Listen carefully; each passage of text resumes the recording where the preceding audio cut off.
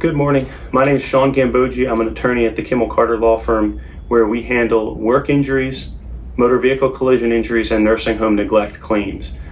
Today I wanted to take a moment to respond to an article that came out in the Delaware Online or Delaware News Journal on July 17th, 2020. I think it's an article that had a lot of reaction, and a lot of people read it and found it interesting regarding Delaware nursing homes and their responses to the coronavirus. So I want to start with looking at one of the quotes from the article. It says, "Even weeks after the coronavirus began taking lives, many of Delaware's nursing homes had not taken proper steps to keep residents safe." And while that certainly is concerning and is likely true, I want to take it a step further, because while the coronavirus is in 2020 an issue for nursing homes to deal with, infection is a daily issue that nursing homes have been dealing with since they went into existence, and it's not something new in that regard. So the federal government has provided guidelines for nursing homes for many years now regarding how to best approach infection control within a nursing home. And a nice website that you can take a look at to see how nursing homes in Delaware stack up is nursingHome411.org. And I'll put a link to that with this post. But nursingHome411.org is put together by Long-Term Care Community Coalition and study a lot of different data regarding nursing homes that are provided through the federal government and through Center for Medicare and Medicaid Services.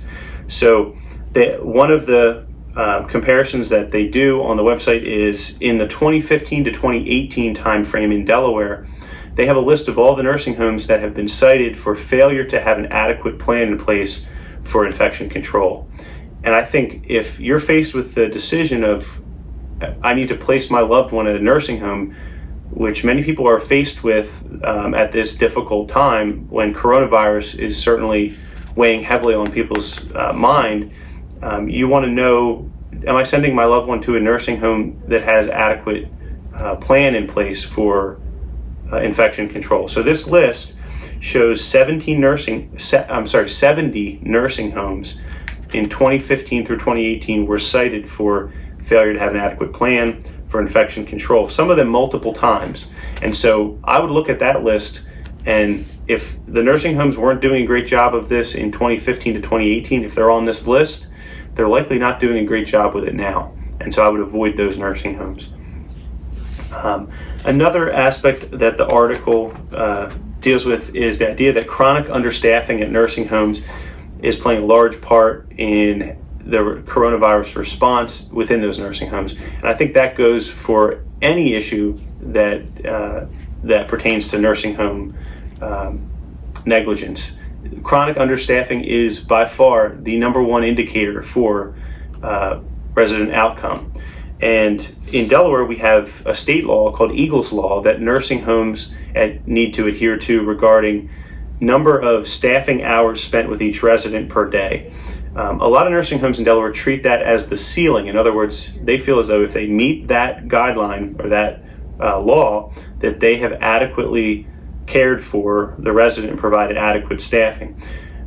The reality is that should really be the floor, because every nursing home has different residents with different acuities.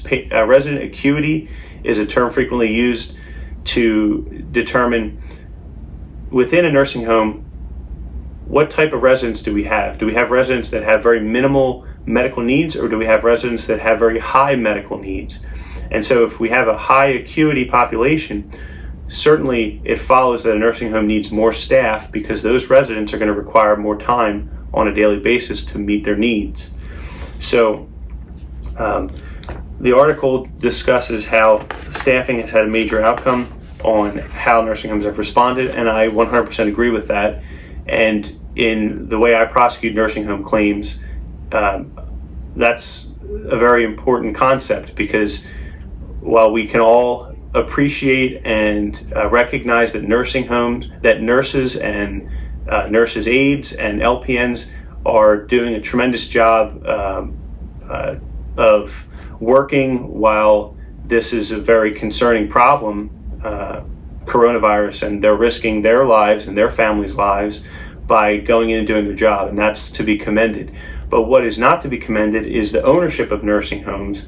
If they are placing profits above patient outcomes, that is certainly something that's actionable and that should be addressed. And so most of the focus in my cases is, did the ownership of the nursing home put the employees, the nurses, the LPNs, the nurses' aides, who we can all agree are the heroes here in dealing with this issue, but did the ownership put them in the right position to be able to do their job and do it in a way that helps the residents reach their best outcome? And so that's certainly something to look at, and you can see on that website that I gave you how Delaware stacks up regarding staffing hours, and whether, in each nursing home there are shortcomings that you can see on this website. The last issue I wanted to address was the visitation issue that we've heard a lot of different stories about how nursing homes, when they went into lockdown, people couldn't interact with their loved one. They couldn't check up on their loved one. There was a lot of questioning what was going on, how are they doing, and that kind of thing. Even people that had not heard any news about their loved one testing positive for coronavirus only until after their death, the resident's death, receiving a note that, yes, in fact, they did test positive for coronavirus. So there's a lot of difficulty that's created. And I think one of the recommendations that I can make is that if you're considering placing your loved one in a nursing home, you should certainly look into providing them with some kind of remote contact device. And I'm not talking about an iPhone or an iPad where you can FaceTime, because those devices, while they are great for interacting remotely, do not lend themselves to elderly population, people with disabilities, people with issues accessing technology.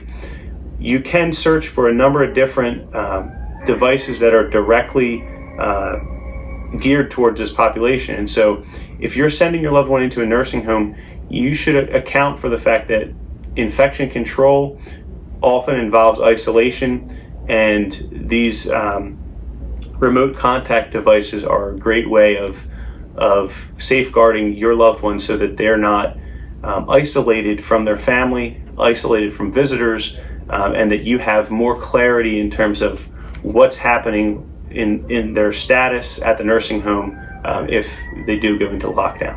So hopefully this analysis of the article, and I encourage you to read the article by Meredith Newman in the News Journal on July 17th, 2020, but hopefully this video is helpful, and I'll post the link to the website nursinghome411.org along with this post. Thank you.